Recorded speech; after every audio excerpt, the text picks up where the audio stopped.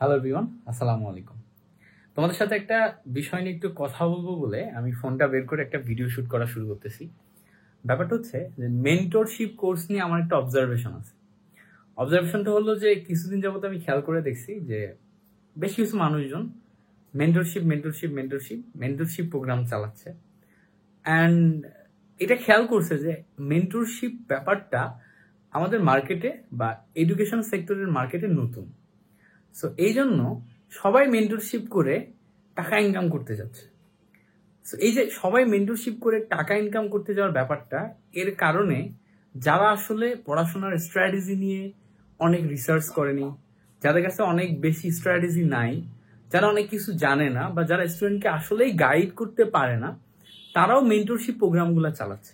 বা যারা আসলে হয়তো স্টুডেন্টদের প্রতি ডেডিকেটেড না, যে অ্যাজ এ টিচার আমি তাদেরকে হেল্প করতে চাই, তাদেরকে পর্যাপ্ত পরিমাণে সময় দিব, তারাও কিন্তু স্টুডেন্ট মেন্টরশিপ প্রোগ্রামগুলো চালাচ্ছে। সো এর ফলে যেটা হচ্ছে যে তোমরা যারা স্টুডেন্ট আছো, তোমরা ভুল মানুষের কাছে কোর্স কিনে টাকা পয়সা দিয়ে ঠকতেছো।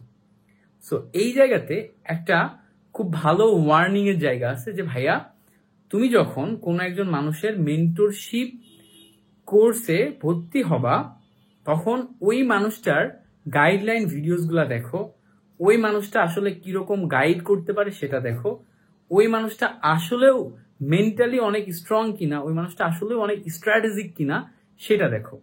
ওই মানুষটা ধরো মেন্টালি অতটা স্ট্রং না, স্ট্র্যাটেজিক না, যে তোমাকে আসলে গাইডই করতে পারবে না, তার থেকে তুমি যদি মেন্টরশিপ প্রোগ্রাম কিনো, তাহলে তুমি আসলে ঠিক গাইড পাবা না। তোমার ঠিক গাইড কখনোই পাবা না। সো তোমাকে যদি ঠিকঠাক গাইড পেতে হয়, তাহলে কি করতে হবে ভাইয়া? তাহলে অবশ্যই ওই মানুষটাকে অ্যানালাইসিস করতে হবে যে এই ভাইয়ার কাছে আমি যে ভর্তি হব, আমি কি আদেও উপকৃত হব কিনা। যদি আমি উপকৃত না হই, তাহলে তার থেকে ওটা কিনে কি আমার লাভ হবে? লাভ হবে না। সো এই জিনিসটা ভালো করে মাথায় রাখো যে মার্কেটে যারাই মেন্টরশিপ প্রোগ্রাম চালাক, তারাই যে ভালো এরকম না। দেখো, আমি মেন্টরশিপ প্রোগ্রাম চালাই, আমার মেন্টরশিপ প্রোগ্রামের ব্যাকগ্রাউন্ড কি? আমি নিজে যখন বুয়েটের জন্য প্রিপারেশন নিছি, তখন ফিল করছি আমি পর্যাপ্ত পরিমাণের গাইডলাইনের অভাব থাকার কারণে বুয়েটে ভালো রেজাল্ট করতে পারিনি। ঠিক আছে? সো এরপরে আমি বিভিন্ন টাইপের স্টুডেন্ট গাইডলাইন যে সমস্ত ভিডিওস আছে, যারা বড় বড় টপার, যারা ভালো করছে, তাদের ইন্টারভিউ দেখা শুরু করছি। আমি তোমাকে 100-র উপরে টপারের ইন্টারভিউ লিস্ট দেখাইতে পারবো, যে ইন্টারভিউগুলো আমি দেখছি। দেখে দেখে আমি শিখছি যে কোন টপারের কি ধরনের স্ট্র্যাটেজি আছে। এরপরে এই সমস্ত স্ট্র্যাটেজি আমার বিগত অনার্স যে লাইফ, মানে বিএসসি ইন ইঞ্জিনিয়ারিং লাইফে আমি বিভিন্ন সময় অ্যাপ্লাই করার ট্রাই করছি, যে এগুলো আমার লাইফে কেমন কাজে লাগে। এরপরে যে আমি তোমাদেরকে সাজেস্ট করি, এবং দেখবা আমার সাজেশনগুলো আমি বাস্তবসম্মত সাজেশনগুলো দেওয়ার ট্রাই করি। সো এই ক্ষেত্রে তোমরা সবসময় মাথায় রাখবা, যারাই তোমাকে মেন্টরশিপ প্রোগ্রামগুলোতে উদ্বুদ্ধ করুক না কেন, বা যেগুলো দেখে অনেক ফ্যাসিনেটেড লাগুক না কেন, ফ্যাসিনেটেড লাগলেই তুমি সেটাতে ভর্তি হবা না। ভর্তি হওয়ার আগে অবশ্যই ওই ভাইয়ার গাইডলাইন ভিডিওস, ওই ভাইয়ার টিপস অ্যান্ড ট্রিক্স, ইভেন ওই ভাইয়ার ভয়েস, ওই ভাইয়ার পার্সোনালিটি, ওই ভাইয়ার পজিটিভিটি, প্রত্যেকটা জিনিসকে জাজ করে তারপরে যেতে হবে। কারণ তুমি একটা মানুষের আন্ডারে তোমার মাইন্ডসেটকে কিছুদিন রাখার মানে হচ্ছে তুমি আস্তে আস্তে তার মতো চিন্তা করতে শুরু করবে। তুমি যদি ভুল ডিরেকশনে চিন্তা করা শুরু করো, তাহলে একসময় যে দেখবে তুমি নেগেটিভ একজন মানুষ তৈরি হচ্ছ। সো এইটাতে অবশ্যই অবশ্যই সাবধান হওয়ার একটা জায়গা আছে। এটাতে কি, আমি আবার বলি, এটাতে অবশ্যই অবশ্যই সাবধান হওয়ার একটা জায়গা আছে। আচ্ছা, এই একটা ব্যাপার।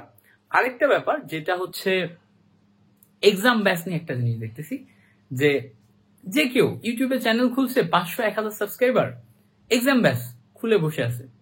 অ্যান্ড তুমি এক্সাম ব্যাচে ভর্তি হচ্ছ। ভর্তি হয়ে তুমি দেখতেছো যে আমি টাকা দিয়ে দিছি, বাট এক্সাম ব্যাচে যে আমি যেই প্রশ্নে পরীক্ষা দিচ্ছি, যেই ইয়াতে পরীক্ষা দিচ্ছি, সেটা কোয়ালিটিফুল না। দেখো, এক্সাম ব্যাচ ডেভেলপ করা খুব কঠিন কিছু না। আমাকে তোমরা বারবার বলো যে এক্সাম ব্যাচ করেন, এক্সাম ব্যাচ করেন, এক্সাম ব্যাচ করেন। এক্সাম ব্যাচ ডেভেলপ করা আর এক্সামের কোয়ালিটি মেনটেন করা আকাশ পাতাল তফাৎ জিনিস। চাইলে যে কোনো একটা কোশ্চেন ব্যাংক থেকে কিছু কোশ্চেন টাইপ করে বিভিন্ন ওয়েবসাইটের মাধ্যমে কিন্তু পরীক্ষা নেওয়াই যায়, বাট তাতে কি কোয়ালিটি ডেভেলপমেন্ট হবে? উত্তর হচ্ছে না ভাইয়া, তাতে কোয়ালিটি ডেভেলপমেন্ট হবে না। সো যারা এগুলা করতেছে, তারা কিন্তু কোয়ালিটি ডেভেলপমেন্ট দিতে পারছে না। সো এক্সাম ব্যাচে ভর্তির ক্ষেত্রে সবসময় মাথায় রাখবা, বড় প্রতিষ্ঠান ছাড়া এক্সাম ব্যাচে ভর্তি হবা না। কারণ একটা বড় প্রতিষ্ঠান যে অলরেডি বড় হয়ে গেছে, যার কাছে লাখ লাখ টাকা আছে, সে ভালো ভালো মাইন্ড গুলাকে হায়ার করতে পারে, ভালো ভালো মাইন্ডগুলোকে হায়ার করে তাদের মাধ্যমে এক্সাম ব্যাচ ডেভেলপ করে, তাদের মাধ্যমে কোশ্চেন তৈরি করতে পারে, তাদের মাধ্যমে প্যাটার্ন ডেভেলপ করতে পারে। কিন্তু একজন দুজন মানুষ এক্সাম ব্যাচ ডেভেলপ করে সেটাতে হাইলি ইফেক্টিভ কিছু করতে পারবে না। সো এই জায়গাতে একটা সাবধান হওয়ার জায়গা আছে যে যদি কোন একজন ভাইয়া হাইলি ইন্টেলেকচুয়াল হয়, ট্রাস্টিং হয়, তার থেকে তুমি এক্সাম ব্যাচ ভর্তি এক্সাম দাও। বাট যে কারোর জায়গায়, যে কোনো জায়গায় জাস্ট তুমি বিকজ অফ কয়েকদিন ভিডিও দেখছো, একটু ইয়া করছো, ভর্তি হয়ে যাও না। টাকা পয়সা এত ইজি না।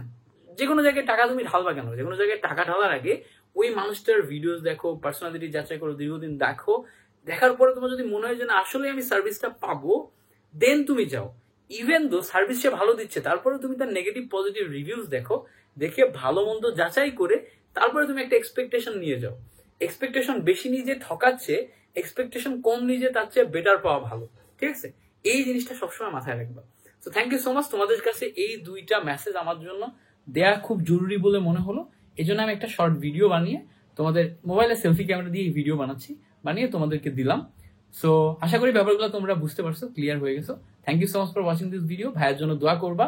আশা করছি তোমাদের অনেক কিছু থেকে কি বলে, আশা করছি তোমরা ঠকবা না। Thank you so much. আসসালামু আলাইকুম।